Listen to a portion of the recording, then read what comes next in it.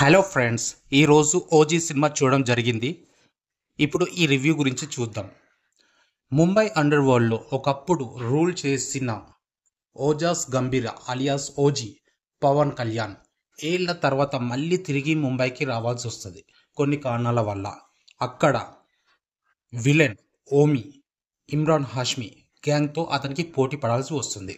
ఆ రైవలరీలో ఎలాంటి ట్విస్టులు వచ్చాయి, అతను తిరిగి రావడం వెనక నిజమైన కారణం ఏమిటి అనేది ఈ ఓజీ స్టోరీ. పాజిటివ్ పాయింట్స్ ఏంటంటే, ఓజీగా Pawan Kalyan screen presence top క్లాస్గా ఉంటుంది. మాస్ ఎలిమెంట్స్, బిల్డప్ సీన్స్ అన్నీ బాగా క్యారీ చేశారు డైరెక్టర్ సుజిత్.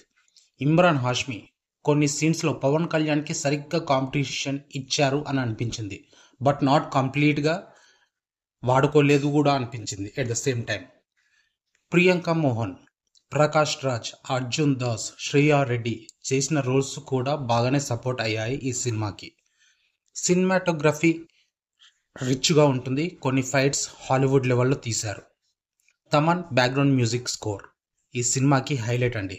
ఒక రకంగా చెప్పాలంటే తమనే సెకండ్ హీరో ఈ మూవీకి పవన్ కళ్యాణ్ గారు తర్వాత అని అనిపించింది నాకైతే. ఈ సినిమాకి కథే మెయిన్ డ్రాబ్యాక్ అండి. కొత్తగా ఏముండదు ఈ స్టోరీలో.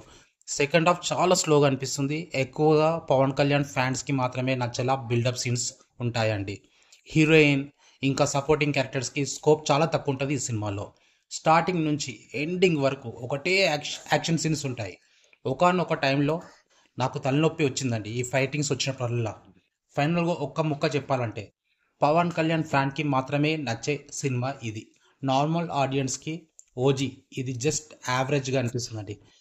మీరేమనుకుంటారో కామెంట్స్లో చెప్పండి. నా రేటింగ్ 2.75/5 అండి.